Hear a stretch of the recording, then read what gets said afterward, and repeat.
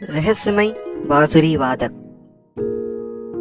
दो पड़ोसी राज्यों के राजाओं में आपस में शत्रुता थी। एक राज्य का नाम था चंद्रलोक, दूसरे का नाम था सूर्यनगरी।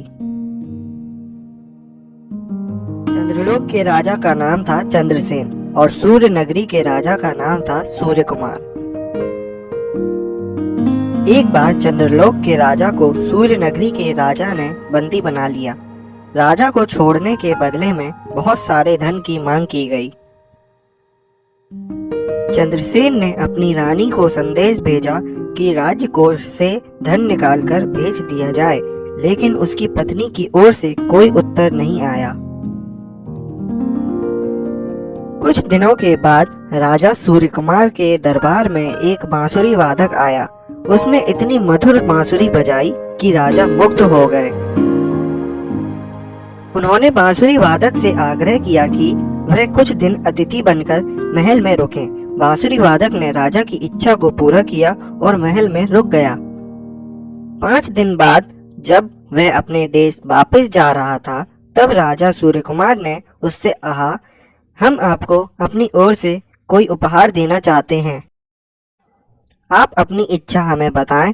बांसुरी वादक ने कहा, महाराज, मेरा देश बहुत दूर है, रास्ता लंबा है। मैं चाहता हूँ कि आप मुझे सेवा करने के लिए एक गुलाम दे दें। उसने गुलाम के रूप में चंद्रसेन को मांग लिया। राजा ने ऐसा ही किया। बांसुरी वादक चंद्रसेन को लेकर चल दिया। जल्दी ही वे सूर्यनगरी से बाहर निकल गए। चंद्रलोक की राजधानी के पास पहुंचकर अचानक बांसुरी वादक गायब हो गया। चंद्रसेन ने उसे काफी ढूंढा। जब कुछ पता नहीं चला तो वे अपनी राजधानी वापस पहुंच गए। महाराज को यूं अचानक वापस पाकर सारे दरबारी अत्यधिक प्रसन्न हो गए। चंद्रसेन भी खुश थे, लेकिन वे अपनी रानी से बहुत नाराज थे। यहाँ तक कि वे रानी से नहीं मिलना चाहते थे। हमारा संदेश मिलने पर भी उन्होंने हमें छुड़ाने के लिए कुछ नहीं किया, यहाँ तक कि हमारे संदेश का कोई भी उत्तर नहीं दिया। जैसे ही वे दरबार में यह घोषणा करने ही वाले थे कि वह अपनी रानी से हमेशा के लिए अलग हो रहे हैं, तभी बांसुरी की मधुर आवाज सुनाई दी। अचानक वही बांसुरी वादक वहां आ पहुंचा। अब राजा चंद्रसेन ने बांसुरी वादक को ध्यान से देखा। वह और कोई नहीं, स्वयं महारानी थी। महारानी, आप तो आपने हमें छुड़ाया है।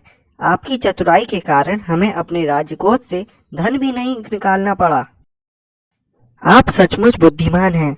इस तरह रानी ने राजा चंद्रसेन के हृदय में और भी गहरा स्थान बना लिया। दोस्तों, ये कहानी अच्छी लगी हो तो वीडियो को लाइक कीजिए और ऐसी ही अच्छी अच्छी कहानी सुनने के लिए चैनल को सब्सक्राइब कीजिए। धन्यवाद।